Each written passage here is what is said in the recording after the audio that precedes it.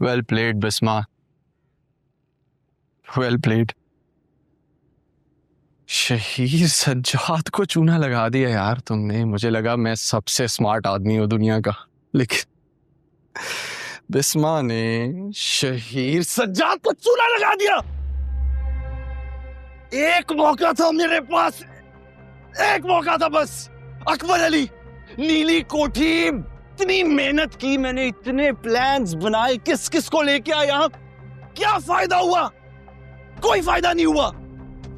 Canada जाएगी, Canada जाएगी, क्या फायदा, क्या फायदा? चूना लगा दिया ना उसने। करो नौकरी अब इधर, लेंगे नीली कोठी। शहीर सज्जाद उल्लू बना के चली गई है तुझे। पेपर मैरिज करनी थी ना, कनाडा जाएगा, दुबई जाएगा, करेंसी एक्सचेंज करवाएगा। कर अब करेंसी एक्सचेंज। लूजर है यार, लूजर है तू।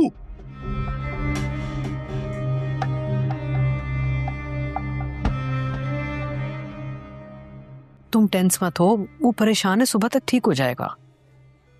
वो सो गए। चलो शुक्र है आराम कर रहे हैं वो। आप घर चली जाए ना, आप कब से आई हुई हैं, थक गई होंगी। मैं और सारा है यहाँ पर।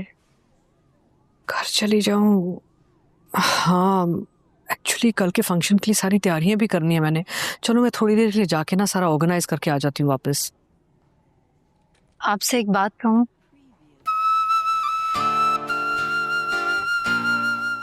क्या हम निकाह एक हफ्ते बाद नहीं कर सकते? हरगिज नहीं, मैंने कसम उठाई हुई है कि मेरे बेटे का निकाह कल ही होगा, और कल ही होगा। मैं जरा उनको देख के फिर घर जाती हूँ, लेकिन जल्दी वापस आ जाऊंगी।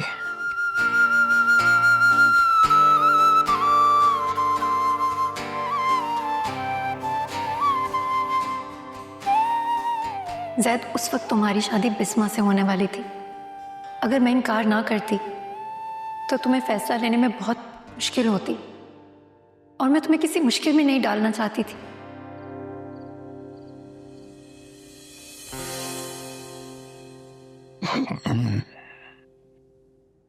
फैसला, राबिया, फायजा, राबिया।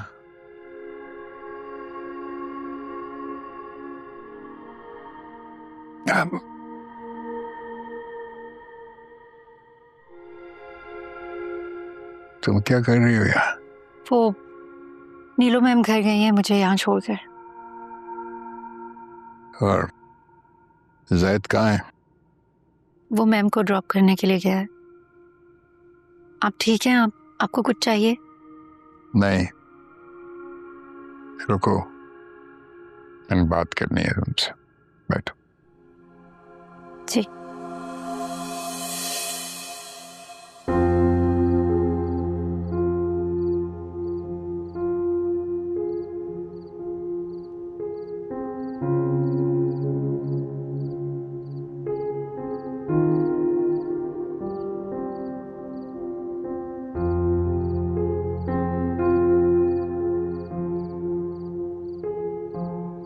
बैठो बैठो बैठो बैठो बैठो।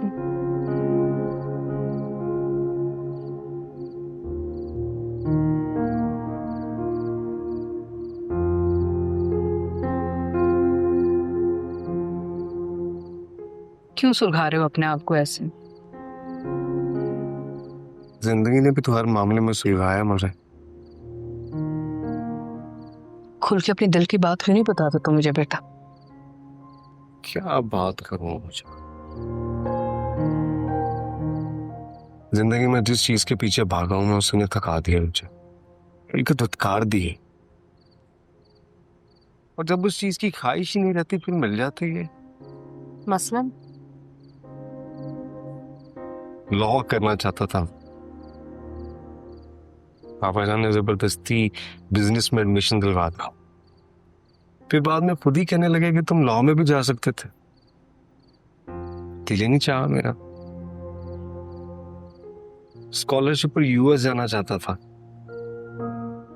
बाबा नहीं मान रहे थे।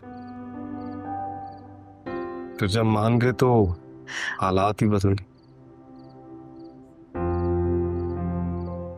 फिर ज़ारा से मोहब्बत हुई, उसने इनकार कर दिया। अब वो शादी के लिए मान गई तो दिल टूट गया मेरा। ज्यादा ओवर सेंसिटिव नहीं हो रहे तुम। जिंदगी ऐसे नहीं गुजरेगी बेटा। नहीं मुझे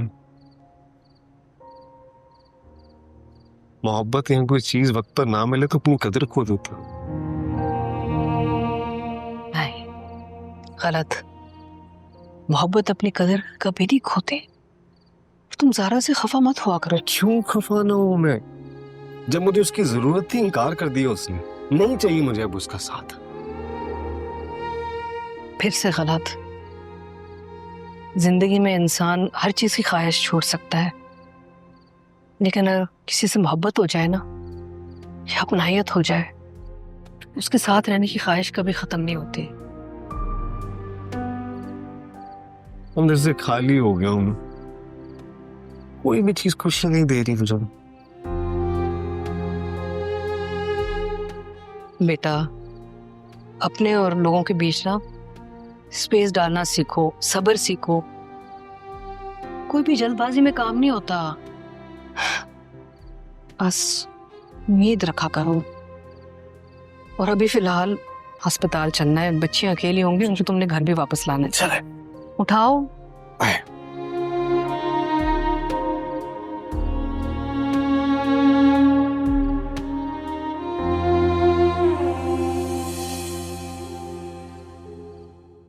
क्यों तरस खा रही हो मेरे बेटे पे?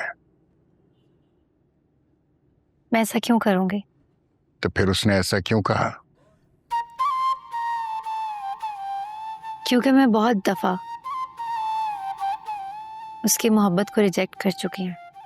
बहुत दफा उसे इनकार कर चुकी हूँ। स्टैंड लेना चाहता था वो हमारे लिए, आपसे बात करना चाहता था, लेकिन मैंने उसे मना कर दिया। इसलिए वो खफा है मुझसे। क्यों? क्यों मना किया?